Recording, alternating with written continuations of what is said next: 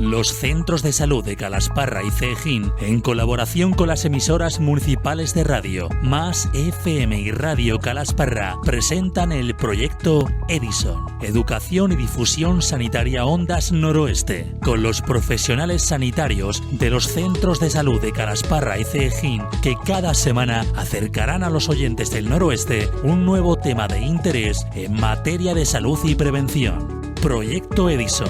Escúchalo en Radio Calasparra 107.5 FM y online los miércoles desde las 9 de la mañana y los viernes a partir de las 6 de la tarde. En Más FM los miércoles a las 9 de la noche y por las mañanas durante el magazine Fragmentos del propio programa.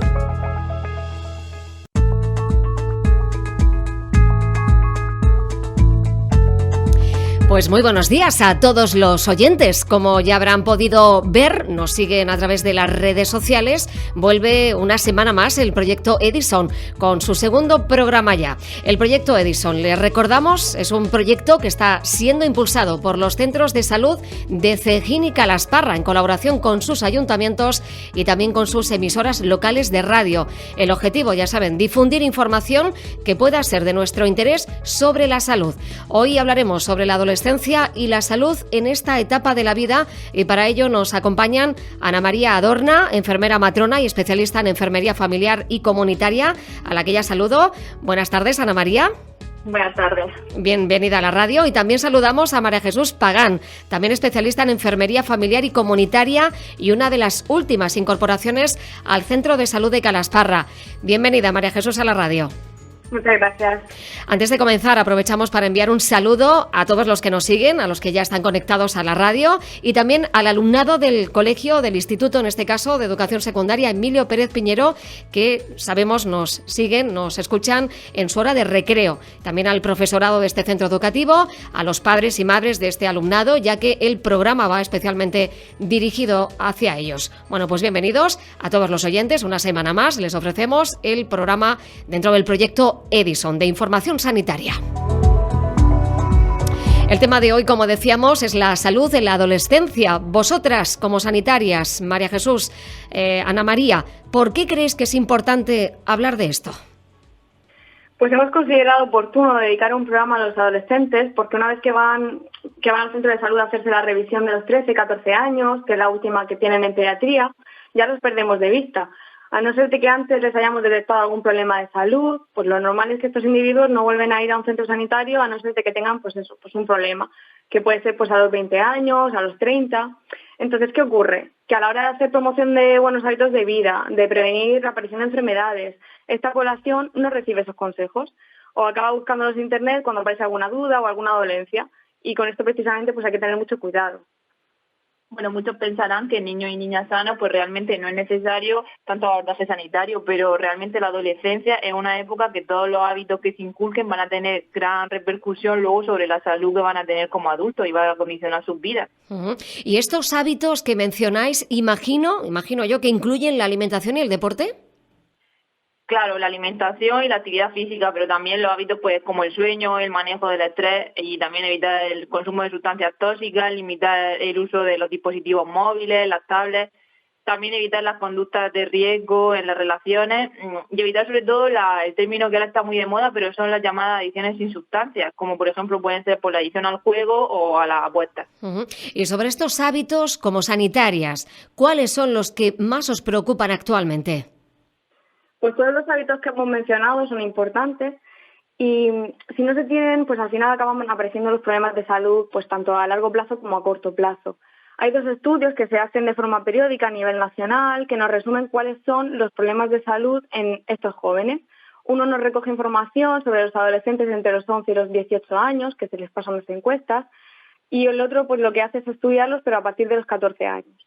Y estos estudios nacionales, ¿qué nos dicen? ¿Sobre qué vamos a estar alerta? Pues los sanitarios, pero también tienen que estarlo pues los padres, los profesores y, por supuesto, pues también los adolescentes.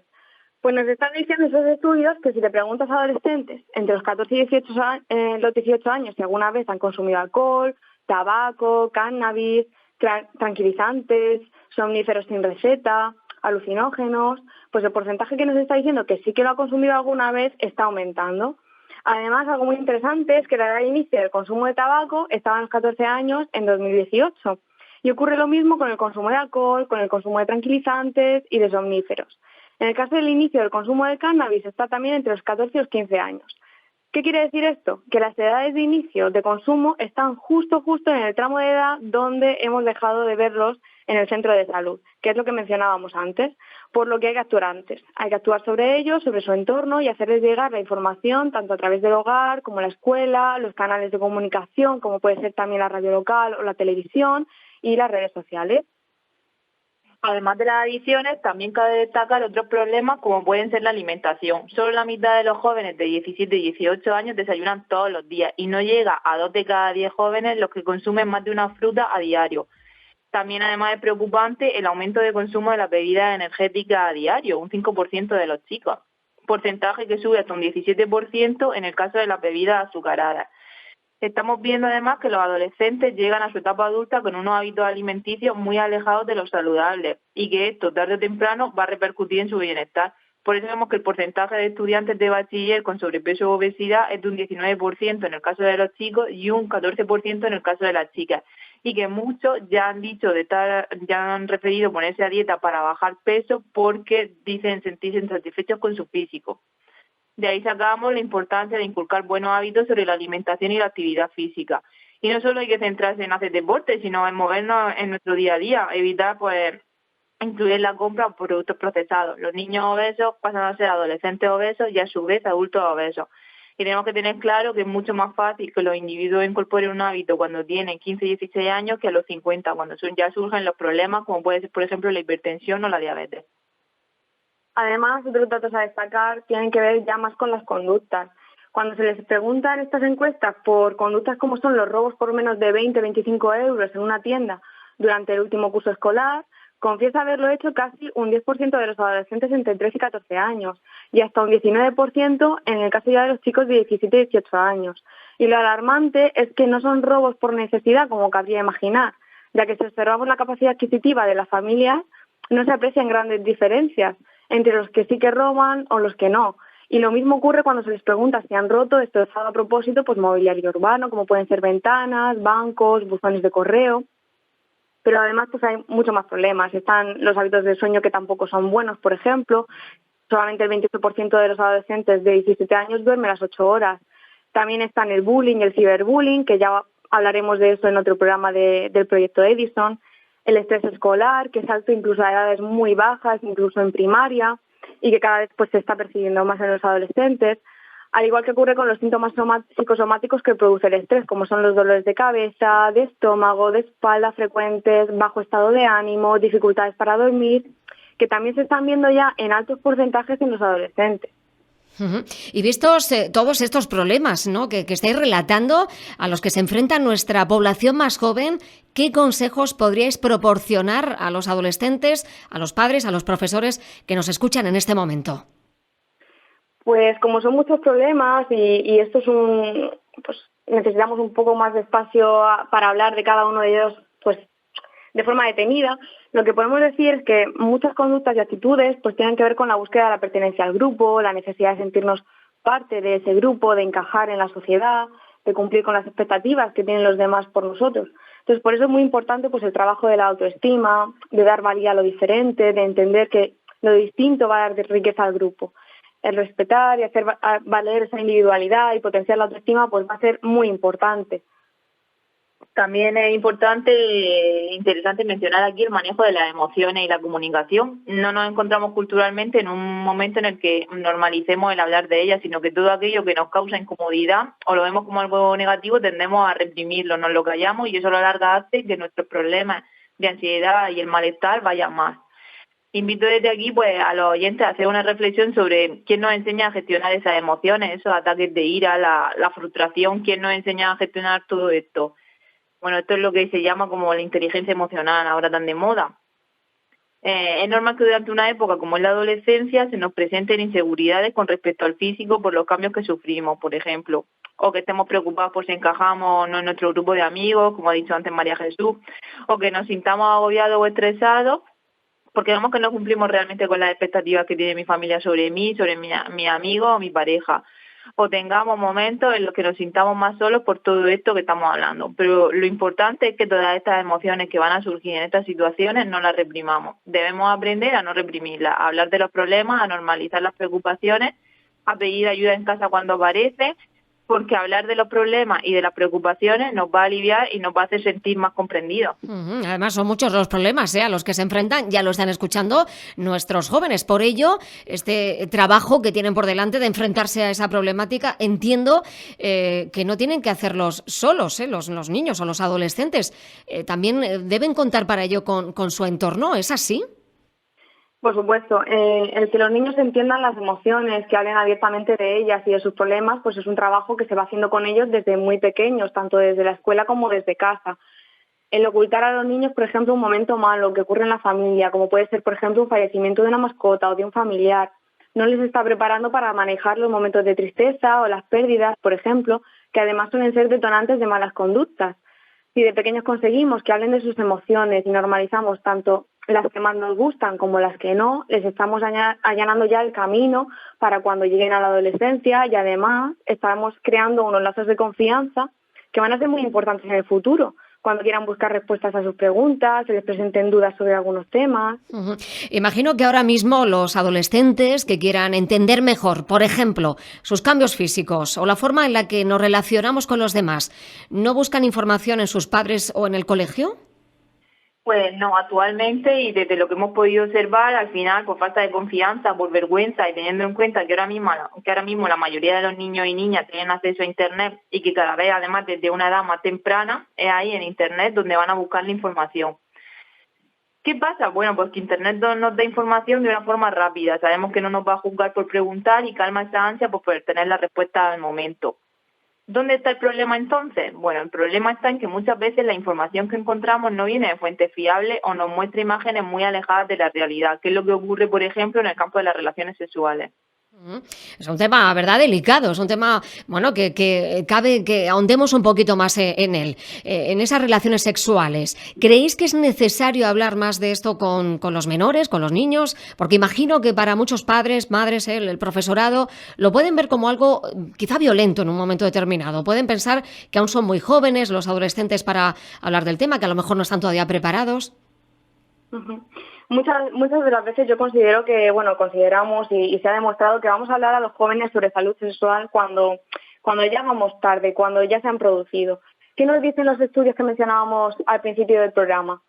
Con 15 y 16 años, aproximadamente 2 de cada 10 adolescentes ya han mantenido relaciones sexuales coitales. ¿Y dónde está el problema? Que de esos mismos, el 20% dijo que no había usado preservativo en su última relación. Y esto además se va agravando con el aumento de la edad. Y un problema aún mayor es que 1 de cada 10 de estos adolescentes tienen normalizada la marcha atrás como un método anticonceptivo. Y aprovechando que esto es un programa de salud, pues queremos recordar por qué no debería usarse como método anticonceptivo, sobre todo para los adolescentes que nos escuchen. Y es muy simple, el líquido preseminal, que es aquel que produce el varón antes de la eyaculación, pues puede contener espermatozoides. Por tanto, la marcha atrás, nos gustaría recordar aquí y hacer mucho hincapié en ello, que no debe usarse como método anticonceptivo porque no previene 100% el embarazo. Y esto, claro, puede resultar peligroso, no solo por los embarazos no deseados, sino también por el riesgo de transmisión de enfermedades, ¿no? Pues sí, exacto. En adolescentes, además, está especialmente indicado el uso de doble método, uno de barrera, como el preservativo, y uno hormonal. Hay que recordar que las ITS, lo que son las infecciones de transmisión sexual, están aumentando tanto a nivel de población general como en los adolescentes. Todos recordamos, la mayoría en los años 80, que el VIH-Sida significaba una sentencia de muerte. Hoy en día se trata de una enfermedad crónica y esto ha hecho que la población se relaje y haya perdido el miedo. Fruto de esto está habiendo un repunte en otras infecciones de transmisión sexual como la clamidia. Importante no por su mortalidad, sino ya por su morbilidad, que existen consecuencias pues como dolor pélvico crónico o la esterilidad. Así que es muy importante inculcar buenos hábitos desde pequeños sobre la salud sexual y reproductiva. Entiendo que el que los niños y adolescentes busquen estas respuestas que necesitan, lo busquen por su cuenta, es un poco, puede resultar peligroso, ¿no? Por lo que decíamos, ¿no? No siempre las fuentes son del todo fiables. Entonces, me pregunto, seguramente se están preguntando algunos de los oyentes, si este niño o niña no cuenta con un padre o una madre que quiera hablar de estos temas, o el niño o la niña no acude, ¿no?, a los padres para preguntarles, no no tienen esa confianza suficiente, ¿qué otras opciones tienen? Vale, pues aquí cobra especial importancia la atención primaria, es decir, pues las personas que trabajamos en los centros de salud. Tendemos a pensar que el centro de salud pues, es un centro al que hay que ir si nos duele algo, si necesitamos alguna medicación o si tenemos una herida y tenemos que curarnos. Pero además de esto, pues la atención primaria, el centro de salud, pues nos da mucho más servicios. Su enfoque está muy centrado en las necesidades de las personas, de la familia y de la comunidad. Y su máxima es la prevención de la enfermedad y la promoción de la salud, no solamente el tratar algo o el rehabilitarnos. Entonces, pues los adolescentes que nos escuchen tienen que saber que no solamente existe una consulta médica cuando me duele algo, sino que también pues tenemos consultas de enfermería, de matronas, de trabajadoras sociales, dentistas. Hay una gran variedad de recursos en los centros de salud y tenéis que saber, los adolescentes que nos escucháis, los niños, que somos un recurso más al que hay que acudir cuando pues necesiten alguna respuesta, tengan alguna duda o no tengan a alguien alrededor a quien preguntar con confianza. Del mismo modo también cabe destacar un recurso del Ayuntamiento de Murcia especialmente centrado en la salud sexual y psicoafectiva en los adolescentes y en personas jóvenes de entre 16 y 30 años. Se trata de Informa Joven, donde tienen servicio no solo presencial, sino también telefónico y por correo. Y además cuentan con una página web donde se pueden hacer consultas y ponerse en contacto con ellos.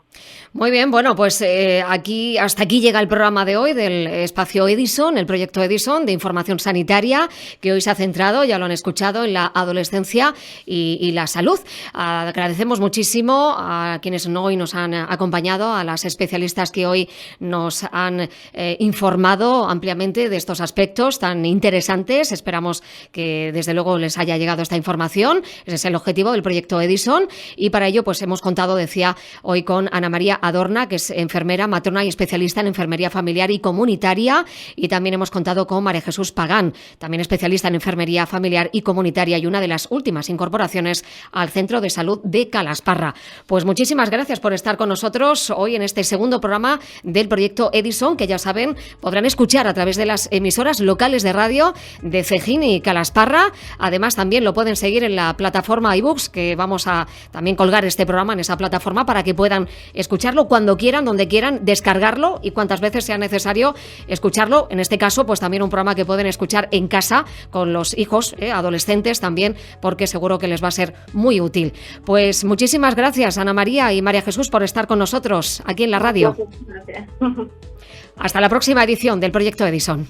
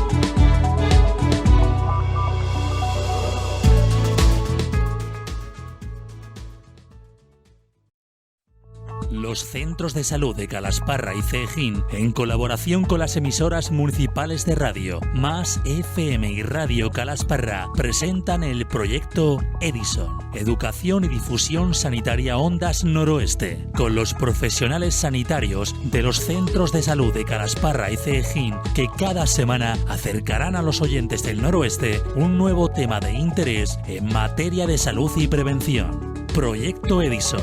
Escúchalo en Radio Calasparra 107.5 FM y online los miércoles desde las 9 de la mañana y los viernes a partir de las 6 de la tarde. En Más FM los miércoles a las 9 de la noche y por las mañanas durante el magazine Fragmentos del propio programa.